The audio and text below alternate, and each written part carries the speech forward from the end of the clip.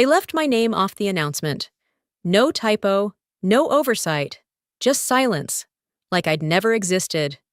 But 3 days before, I'd stood in the very same boardroom holding the final blueprint that won us the $950 million federal contract. I didn't need applause. My name is Helena W65, Senior Federal Projects Director. At least that's what the card on my desk still says. I'm the last surviving member of the original founding team at Aegis Dominion, a tech infrastructure company that built its empire on military contracts and my sleepless nights. For over 4 decades, I designed systems no one else dared touch. I outlasted 5 CEOs, 2 mergers, and 1 very quiet shareholder coup. I stayed when others cashed out. I stayed when they called me outdated. I stayed because I believed in what we were building.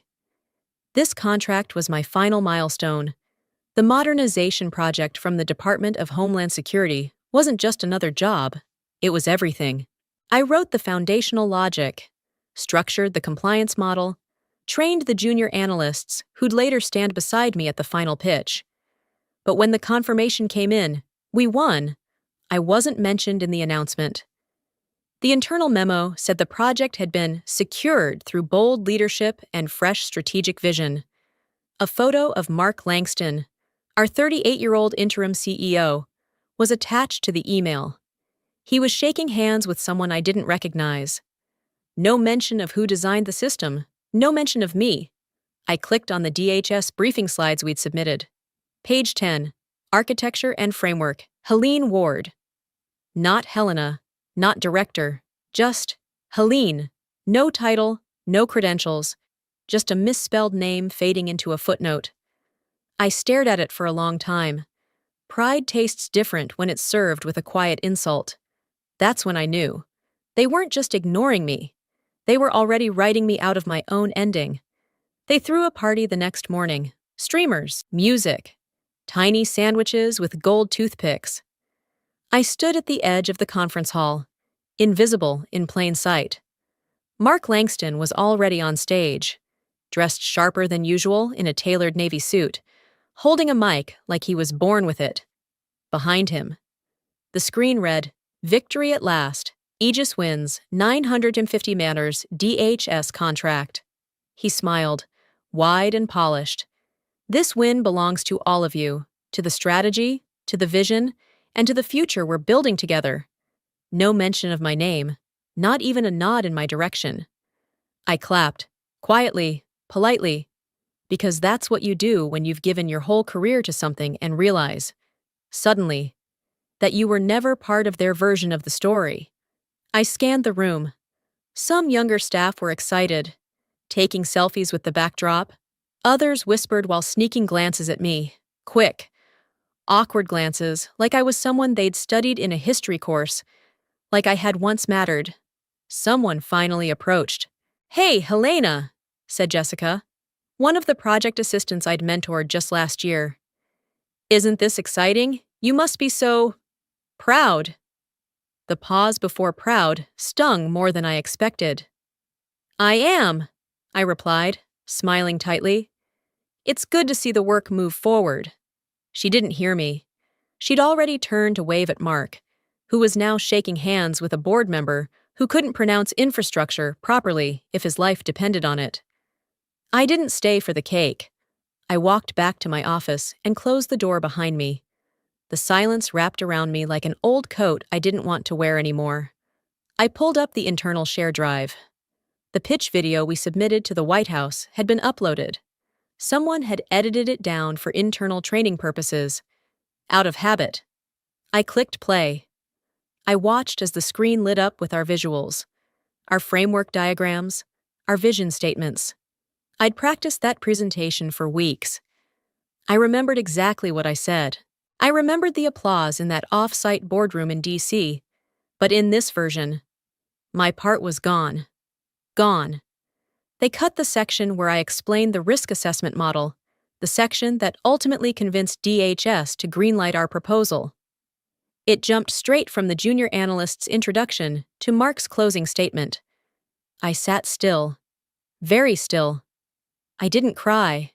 I didn't rage. I just watched it one more time. Like maybe it would change if I looked hard enough. But it didn't. The truth settled in quietly. I wasn't just being left out of the celebration. I was being edited out of the history. The worst part wasn't that they were erasing me. It was that no one seemed to notice. Or maybe they did. And that's what hurt most of all.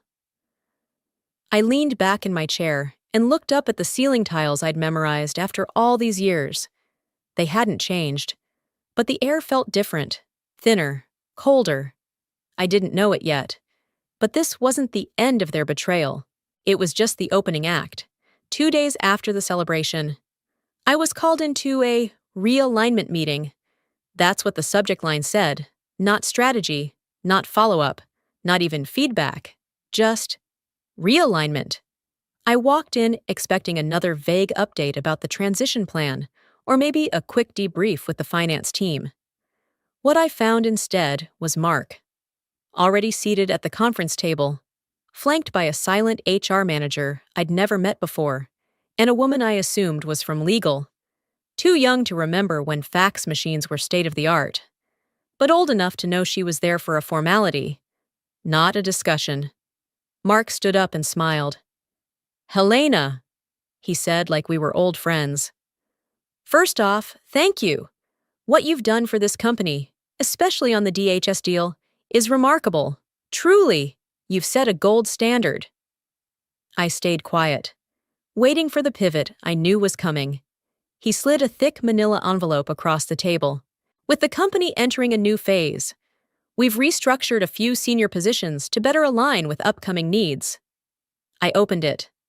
My stomach dropped. It was a 52% salary cut. Effective immediately. No warning, no negotiation. Just a cold number in a warm tone. "You'll still retain your office," Mark continued, "and we'd like to honor you with the new title of Senior Legacy Consultant. We see it as a role of deep respect and long-term influence." Legacy Consultant? I nearly laughed, or screamed, but I did neither. Instead, I noticed something sitting on the table beside the envelope. A photo frame. Inside it, a glossy rendering of the DHS system architecture, the one I had drafted, neatly printed and mounted under the words, "Vision Realized." They were giving me a picture of my own work, as if I were retiring, as if I were dead. My hands felt numb as I picked it up, not from gratitude, but from disbelief. Then came the final insult. The legal woman cleared her throat and gently placed a second document in front of me. "For clarity and future planning, we'd appreciate it if you could sign this acknowledgement stating you're stepping back from any operational or decision-making roles related to the DHS rollout." I looked up. "You're asking me to remove myself from the very project I built?" No, Mark said quickly. "Not remove, just transition. You'll still be involved, just not in an executive capacity." I nodded slowly, my throat tightening. I didn't speak. Couldn't. Not then. I slid the paper back toward him without signing. "I'll review this with my attorney." Mark's smile thinned. "Of course." As I stood to leave, I felt the weight of the frame in my hand. My own work, gift-wrapped like a farewell. That walk back to my office was the longest of my life. Each step echoed the same truth. They'd handed me a tribute for a funeral I hadn't agreed to. The next morning, I arrived at the office at 8:00 a.m., just like I had every day for the last 23 years. Same routine, same floor, same desk. But something had changed. The warmth was gone, not just from people, but from the space itself. It was as if the walls had learned how to ignore me too. My nameplate still read Helena Ward, Senior Federal Projects Director. But no one knocked. No emails came, no meeting invites. I watched the clock tick through 2 hours of silence before I realized I'd been cut out completely. There was a strategy meeting at 10:30 a.m. I saw it on the shared calendar, but no one invited me, not even as an observer. I hovered near the glass wall of the conference room for a moment, thinking maybe someone would wave me in. They didn't. Mark was presenting, laser pointer in hand, my slides on the screen behind him. No acknowledgement, no mention. I returned to my office. My inbox was empty except for a forwarded article about legacy leadership, with a smiley face in the subject line. The absurdity made me laugh, soft, bitter. Then something strange happened. Around 2:15 p.m., I received an email clearly not meant for me. It came from Sophie, Mark's new executive assistant. She had meant to forward it to the internal project team, but had clicked my name by mistake. The subject line read, Update on Legacy Phase Transition Plan. My heart thudded as I read the message. Mark wants Helena to keep the title for appearances only. Call her Legacy, but do not copy her on ops. She's essentially a living artifact at this point. No added value operationally. Be respectful, but keep her out of anything critical. I sat still. My fingers froze over the keyboard. A living artifact. I had become a relic in their eyes. Something to be displayed but never consulted. A framed photo. A dusty plaque. I stared out the window, trying to shake the chill that had settled into my spine. It wasn't just the disrespect. It was the strategy behind it. They wanted me visible enough to appear involved, but quiet enough to disappear. Still stunned, I reopened my project files, hoping to find something, anything, that might ground me. And that's when I noticed it. The official signature page, the one I had personally signed for the DHS approval packet, was still in the internal system. Unsigned. Unsent. It hadn't been included in the official submission. My name was on the public brief, but the core architecture documents? Incomplete. Legally unconfirmed. They'd been celebrating a contract that technically wasn't binding, because my sign-off hadn't been delivered. A chill deeper than betrayal ran through me. They were playing a dangerous game, and they had no idea they were standing on a foundation I could collapse with a single email. I closed my laptop. My hands were steady now, for the first time in days. The silence didn't feel empty. It felt like power. I didn't panic. Not when I saw the unsigned documents. Not when I realized they'd already started pitching the rollout without legal clearance.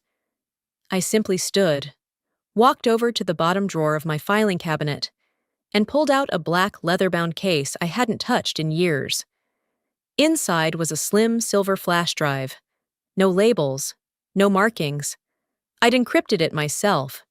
3 layers of protection. No cloud, no trace. That drive contained everything, every diagram, every formula, every line of code tied to the core infrastructure model I'd submitted for the DHS contract.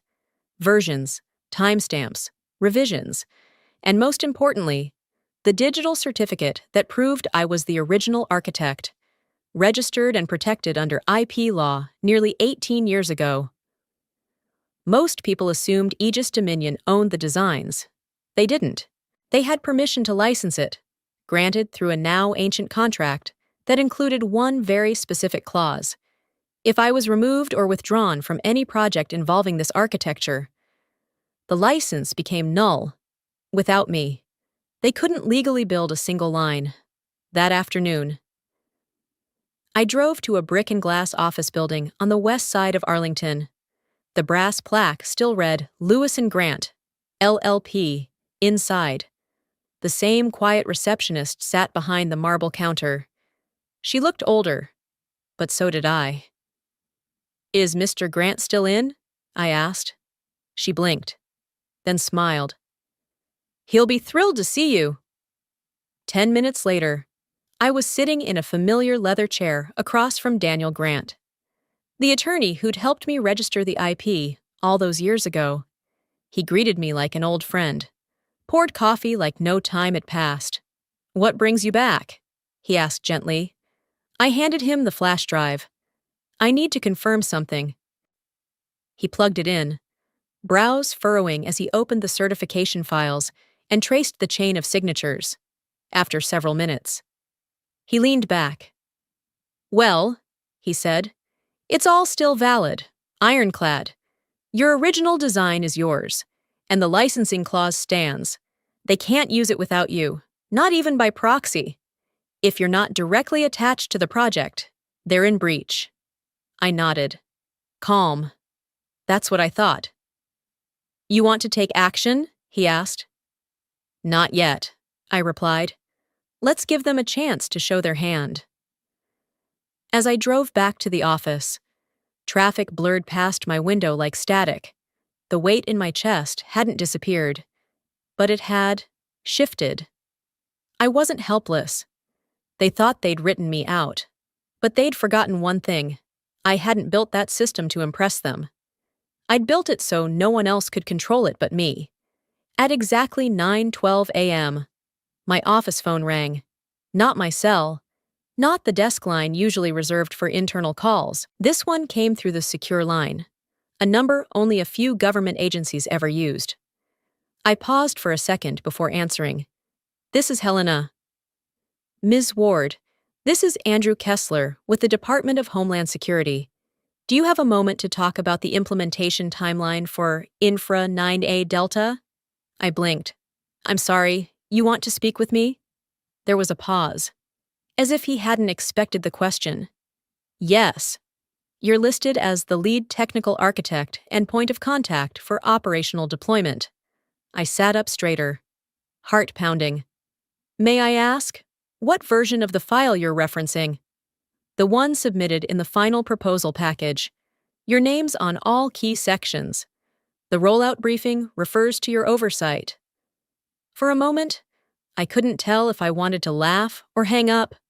They'd left me off the stage, left me out of meetings, left me off the payroll, at least the part of it that respected my 43 years of work. But to DHS, I was still the face of the entire thing. "That's correct," I replied, voice calm. "I authored the system design and supervised the security integration models." "Excellent," he said.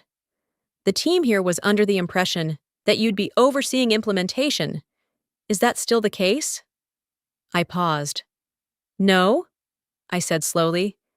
"Internal adjustments at Aegis Dominion have shifted my role." "Shifted?" "Technically, I've been transitioned to a non-executive advisory position. I haven't been involved in strategic planning since the award announcement." Silence. Then he spoke again, quieter, more serious. "That's going to be a problem." Before I could respond, another voice entered the line, a woman, firm and clipped. "This is Ellen Morse, Executive Liaison with the White House Office of Federal Procurement Policy. I'd like to clarify something. Ms. Ward." I straightened instinctively. "Of course. We approved the Infra 9A Delta contract under the assumption that you, not Aegis Dominion, would be the technical lead. Without you in that role, the contract will need to be reevaluated." I froze. "You're saying—" "I'm saying," she interrupted, "no Helena Ward, no project." There it was. Clear. Undeniable. They hadn't just underestimated me. They'd built their house on a foundation I still controlled, and the government had just reminded them whose name was on the cornerstone. "I understand," I said softly. "We'll await confirmation of your position before moving forward," Ellen added. "We hope Aegis will make the right call." When the line disconnected, I sat motionless, not scared, not angry. Awake, fully, finally awake. They had tried to bury me under titles, silence, and corporate theater. But the highest office in the country had just spoken, and it said, I was the project. By 8:45 a.m., the office felt different, not tense, not chaotic, just still, like something had shifted beneath the surface. But no one dared say it out loud. Then the murmurs started. By 9:20 a.m., I heard someone outside my door whisper, "Did you see the DHS email?" I kept my head down, typing quietly, even though my inbox was already open, and yes, The email was there. Subject line: Notice of temporary hold, Infra 9A Delta. The body of the message was clinical, almost cold, due to unresolved discrepancies in personnel declarations and leadership roles. The execution of Contract 9A Delta is placed on hold pending clarification. Please respond within 72 hours to confirm alignment with approved project architecture and declared operational oversight personnel. In other words, they found out. Washington knew I'd been pushed aside. And until someone made that right, the entire $950 million contract was frozen. I didn't say a word. I grabbed my tea, reviewed my calendar, and went on with my day. But down the hall, chaos was setting in. Mark's office door opened and closed 3 times in the span of 20 minutes. Legal was called. Then HR. Then a panicked assistant named Cole, who had never spoken above a whisper until now. I overheard him through my slightly ajar door. They're saying the whole thing's non-compliant. What do we tell the board? By 11:20 a.m. My name was mentioned 5 times on the floor, and not one of those people dared knock on my door. I continued working, calm, steady, invisible, and very much in control. At 1:15 p.m., I received a meeting invite. Subject: Urgent, Strategic Reassessment. Infra 9A, Delta Leadership. Clarification Sender, Mark Langston. Attendees, Helena Ward, Legal, Executive. Contracts I didn't attend. I didn't send an explanation. Instead, I replied with a single sentence. Please refer to Clause 11 in the licensing contract. That was it. No subject line, no greeting, just those 11 words. Because Clause 11 states that any project utilizing my proprietary design must retain me as the lead technical authority, or the license is invalidated. They didn't have a backup design. They didn't have legal grounds. And now they didn't have a contract. I leaned back in my chair, listening as voices down the hall rose, then lowered again in frantic hush. No one came to confront me. No one called. I didn't need to raise my voice or pound the table. All I had to do was let the silence speak for me. And it did. Loudly. Completely. That afternoon. For the first time in weeks. I smiled. Not out of revenge, but because I had just won, without saying a word. By 8:20 a.m. the next morning, I could already feel the cracks forming. The air in the office was no longer just tense, it was fractured. People avoided eye contact. The normally chatty break room had fallen silent. You could hear keyboards clicking like nervous fingers tapping out confessions. The DHS hold hadn't just paused a contract, it had triggered an earthquake. By 10 o'clock a.m., whispers of stock dips began circulating. Aegis Dominion's shares had slipped 4 points overnight. Not a crash, but enough for the board to start breathing down Mark's neck. Enough for investors to start dialing. At 11:15, an emergency all-hands meeting was announced. Optional, but highly encouraged. I didn't attend. I already knew what they were going to say. Something polished, something vague, something meant to distract. But it didn't work. By 2:40 p.m., Reuters published a headline, Federal Contract Frozen After Personnel Misrepresentation. Aegis Dominion Under Scrutiny. The article cited anonymous sources and mentioned a founding-level architect who was removed without federal notification. They didn't use my name. They didn't have to. I received over a dozen messages that afternoon, half from journalists fishing for a quote, the other half from former colleagues who suddenly remembered how to spell Helena correctly. I didn't respond. Not to any of them. Except one. At 4:26 p.m., my phone buzzed with a number I hadn't seen in years. David Cho, a former director who'd left Aegis 5 years ago during the first wave of modernization. We hadn't spoken since his departure. I let it ring once before answering. Helena, he said, his voice low and measured. I owe you an apology. I didn't say anything. I waited. They used your work. They knew what you built. And they planned to cut you out the minute the deal was sealed. I I saw the internal roadmap back when I was consulting last year. He exhaled heavily. I should have warned you. There was silence on my end. Not because I was shocked, by now. Nothing surprised me, but because I didn't want to let him off the hook too easily. I have something you might want to see, he added. I just emailed you a file. I opened it. An internal document, time-stamped from 8 months ago. A full transition plan, codenamed Phoenix, detailing how to migrate my architecture to a third-party vendor once the DHS contract was awarded. It outlined how to honor Helena publicly while quietly minimizing her operational footprint. They'd been planning my exit long before they handed me that photo frame. I closed the file, my jaw tightened. But inside, I smiled. Just a little, not out of spite, but because now, the story had proof, and proof always knows how to speak for itself.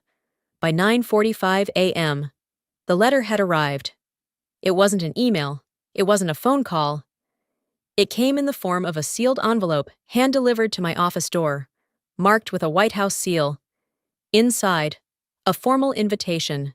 The federal government was extending me an offer, not as an employee of Aegis Dominion, but as an independent federal consultant, to serve as lead technical advisor on the Infra 9A Delta project. I would report directly to the Department of Homeland Security, with a clearance level and compensation far exceeding anything Aegis had ever offered. There was no middleman, no board, just me, and the country I'd quietly served behind corporate curtains for decades. I reread the letter twice, not out of disbelief, but out of a strange, steady calm. This wasn't vengeance, this was vindication. At 12:30 p.m., I took the government pen they had included, gold-trimmed, official, unnecessarily heavy, and signed the contract at my desk. No witnesses, no audience, just me, the paper, and the quiet power of walking away with my name intact. I stood, slipped the signed agreement into my leather case, and reached into the drawer where I had kept one final envelope, thicker than the rest. I placed it on Mark's desk as I passed. No note, no explanation, just a return address. Inside that envelope was a copy of the licensing revocation notice, signed, dated, notarized, effective immediately. Aegis Dominion no longer had the legal right to use, distribute, or modify any element of the system I had created. I didn't wait around to watch him open it. I didn't need to. As I exited the glass doors of Aegis Dominion for the last time, no one stopped me. Some stared, others turned away. One junior analyst actually stood up, as if out of reflex, but said nothing. I stepped into the elevator and caught my reflection in the mirrored walls. No bitterness, no anger, just relief. And something deeper, pride that didn't require permission. They'd tried to frame my legacy as a relic, a ceremonial role, a photograph in a fake retirement tribute. But today, the highest office in the land had reminded me, legacy doesn't hang on walls, it signs contracts, and walks out on its own terms. As I walked across the parking lot, the sun was high, my shadow long, but steady. I didn't look back. They had written me out. But I had just rewritten the ending. The new office wasn't glamorous. Just 3 rooms above a coffee shop in Arlington. No glass walls. No sweeping skyline views. No reception desk with polished brass letters. But it was mine. At 8:00 a.m., I unlocked the door for the first time and stepped inside. The air smelled like fresh paint and roasted beans from downstairs. And for the first time in months, I exhaled without feeling like something was pressing down on my chest. By 9:30, the DHS team arrived, young engineers, systems analysts, and 2 project coordinators who reminded me of myself, decades ago.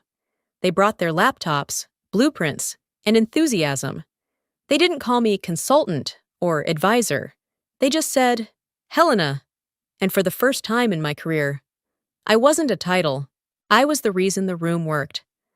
The next few days passed in quiet rhythm, reviewing architecture specs, adjusting rollout schedules, and making sure the handoff models I designed were scalable. The work was familiar, but the energy was new. People asked questions because they wanted to understand, not because they were checking a box. Meanwhile, outside my little sanctuary, the walls of Aegis Dominion were cracking. Federal contracts withdrawn after licensing breach. 3 major projects lost in wake of DHS fallout. Internal docs suggest retaliation against senior architect. They didn't name me. They didn't have to. The press had dubbed me the last architect. It wasn't just about being the last founding mind still working. It was about being the last to hold the line, when shortcuts were trending and loyalty meant less than quarterly numbers. And then, in my first meeting inside the Eisenhower Executive Office Building, deep mahogany panels, worn leather chairs, and the quiet gravity of government work, I heard something I'll never forget. A senior official, packing up his notes, leaned in just before we adjourned. He didn't smile. He didn't grandstand. He just said, calmly, "We didn't just choose your design, we chose you."